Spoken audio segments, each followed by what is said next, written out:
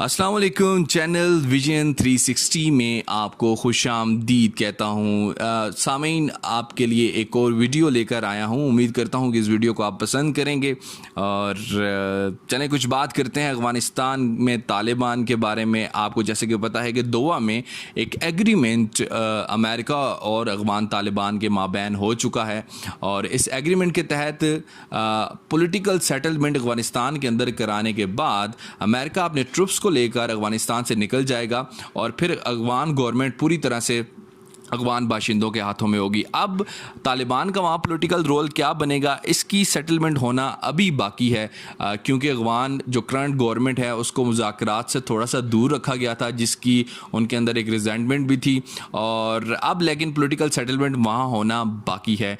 लेकिन जो agreement America और अफ़गान तालिबान के दरमियान हुआ है उससे एक बात तो ज़ाहिर होती है कि अमेरिका ने रेकन किया है तालिबान को एक फ़ोर्स के तौर पर, एक पॉलिटिकल फ़ोर्स के तौर पर, और उस एग्रीमेंट में भी ये तय पाया है कि अफ़गान तालिबान जो हैं वो एक ना सिर्फ रिस्पॉन्सिबल बिहेवियर को शो करेंगे बल्कि वो दूसरे ममालिक की सोवरेनिटी का जो है वो उसको मानेंगे भी और उसको कबूल भी करेंगे। क्योंकि अमेरिका का बिगेस्ट फियर क्या था अफ़गानिस्तान से निकलते हुए कि अगर वो तालिबान को इसी तरह एक फ़ोर्स के बतौर छोड़कर चले जाते हैं तो 9/11 का वाक़या कभी भी दोबारा पेश आ सकता है। लेकिन तालिबान ने मुज़ाकरात के दौरान अमेरिका को ये यकीन दिलाया है कि वो दूसरे ममालिक की सोवरेनिटी का पूरा ख्याल रखेंगे। ना सिर्फ अमेरिका बल्कि जितने भी इस साउथ एशिया के रीजन में ममालिक हैं उनकी सोवरेनिटी की भी वो इज़्ज़त करेंगे।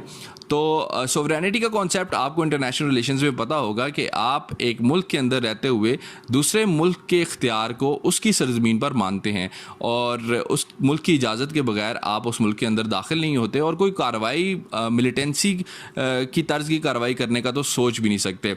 तो ये सोवरेनिटी का कॉन्सेप्ट होता है जिसको तमाम ममालिक इस वक्त जो दुनिया में मौजूद हैं वो कदर की निगाह से देखते हैं, क्योंकि यही वो एक कॉन्सेप्ट है जो तवाज़ुन को कायम रखता है, एक सोशल नॉर्म है। तो अफ़गानिस्तान में तालिबान एक फ़ोर्स के तौर पर, एक पॉलिटिकल फ़ोर्स के तौर पर तो रेकन हो गए हैं। दोहा के अंदर जो वो मुज़ाकरात कर रहे थे उससे उनकी एक पॉलिटिकल ताकत का माना जाना जो है वो अब एक फैक्ट बन गया है। लेकिन दूसरी तरफ हाल ही में सोशल मीडिया के ऊपर इस खबर ने काफ़ी ज़्यादा सनसनी मचा दी कि अफ़गान तालिबान ने ये ऐलान कर दिया है कि वो अब अपनी जहादी सरगर्मियों का नया मरकज़ ढूंढेंगे और वो नया मरकज़ हमारा पड़ोसी मुल्क इंडिया होगा। इंडिया के अंदर गोया कि हम जैसा कि जानते हैं कि मुसलमानों की हालत ज़ार को इतनी अच्छी नहीं है। जब से मोदी की गवर्नमेंट आई है मुसलमानों को काफ़ी हीले बहानों से प्रेशराइज़ किया जा रहा है। कम्युनल राइट्स भी हुए हैं जिसमें हिंदू और मुसलमानों की काफ़ी कुछ लड़ाइयाँ भी हुई हैं और जिससे मुसलमानों को भी नुकसान पहुँचा। दैन जो है वो NRC का प्रपोज़ल आ गया जिसमें मुसलमानों को जो है वो जानबूझकर हिट भी किया गया कि आपको अपनी सिटीज़नशिप प्रूव करनी पड़ेगी, नहीं तो आपको इंडिया छोड़कर जाना होगा।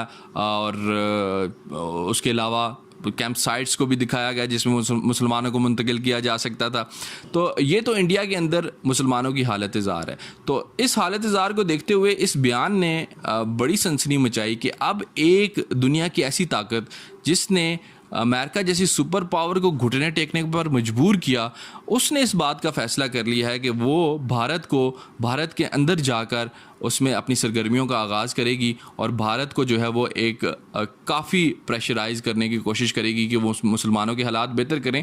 और वहाँ पर अफ़गान की जो ऑपरेशनल खुसूसियात हैं, जिनमें सुसाइड अटैक्स हैं, जिनमें स्विफ्ट गोरिल्ला टाइप ऑपरेशंस हैं, वो सारे के सारे ऑपरेशंस भारत में होंगे। तो ये इस खबर के आते ही काफ़ी ज़्यादा हलचल मच गई सोशल मीडिया के ऊपर। लेकिन हमें इसके बैकग्राउंड को अपने जहन में रखना चाहिए कि जैसे ये खबर आई उसके थोड़ी देर बाद जो तालिबान का ऑफिशियल एक कम्युनिकेशन का ज़रिया है उसने इस खबर की तरदीद कर दी कि ऐसी कोई तालिबान की मर्ज़ी नहीं है कि वो किसी दूसरे मुल्क में जाकर जहादी सरगर्मियों का आगाज़ करें, बल्कि उनकी पूरी तवज्जो इस बात पर है कि अफ़गानिस्तान के अंदर उनकी पॉलिटिकल सेटलमेंट कैसे होती है। ये एक बिल्कुल जो है वो रैशनल अप्रोच भी है, क्योंकि तालिबान अगर अभी से ये ऐलान करते हैं कि वो किसी मुल्क की सोवरेनिटी को तोड़ने जा रहे हैं तो फिर अमेरिका और तालिबान के माबैन जो मुआहदा हुआ था, पीस एग्रीमेंट हुआ था दोहा के अंदर, उसकी कोई हैसियत बाकी नहीं रहती। फिर तो अफगानिस्तान के अंदर तालिबान ऐसी फोर्स बन जाते हैं जिनको पॉलिटिकल सेटलमेंट के अंदर गवर्नमेंट का कोई प्रोपोर्शन मिल गया तो वो ताकत में मजबूत होकर फिर तो आसपास के ममालिक की सोवरेनिटी को वो छोड़ेंगे नहीं, वो जिस मुल्क में चाहेंगे जाकर अपनी एक मिलिटेंसी का आगाज़ कर देंगे। तो ऐसा तासुर अफगान तालिबान किसी सूरत में भी इस वक्त कबूल नहीं कर सकते, क्योंकि इस वक्त उनका एक एग्रीमेंट हुआ है एक सुपर पावर के साथ। तो सबसे पहले तो ये खबर फैलाते हुए हमें इस हालात हाजरा जो इंटरनेशनल रिलेशंस हैं इनको मद्देनज़र रखना चाहिए था। जो इस खबर को अप्रिशिएट भी कर रहे थे, खुश हो रहे थे, चलो इंडिया के ऊपर प्रेशर पड़ेगा, जब इंडिया के अंदर मिलिटेंसी की कार्रवाइयों का आगाज़ होगा तो इंडिया एक प्रेशर लेगा और उससे ये हो सकता है कि कश्मीर का मसला भी हल होने की तरफ चला जाए। लेकिन इंडिया इस खत्ते का एक बहुत ही अहम प्लेयर है, बहुत ही अहम मुल्क है। अगर वो डिस्टेबलाइज होता है तो आस पास के ममालिक भी डिस्टेबलाइज हो जाएंगे, बल्कि पूरा रीजन ही डिस्टेबलाइज होने का ख़तरा है।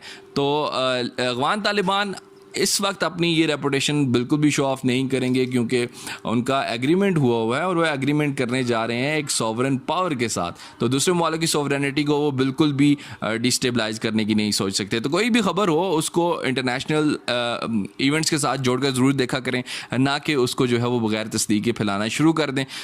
तो ये वीडियो मेरी आपके साथ मैंने शेयर की, उम्मीद करता हूँ ये आपको पसंद आएगी। जितने भी करंट टॉपिक्स हैं मैं उनको कवर करता हूँ, इसके अलावा हिस्टोरिकल इवेंट्स हैं उनको भी कवर करता हूं जो आपकी दिलचस्पी का बायस हो सकते हैं। तो आप मेरे चैनल को ज्वाइन कीजिए, इंशाल्लाह आपसे मुलाकात और आपसे गपशप होती रहेगी। इसी तरह हम एक दूसरे से बातचीत करके मुस्तफ़ीद हो सकते हैं, और अपनी राय का इज़हार भी कमेंट्स में ज़रूर कीजिएगा कि आपको वीडियो कैसी लगी। Thank you very much. खुदा हाफिज़।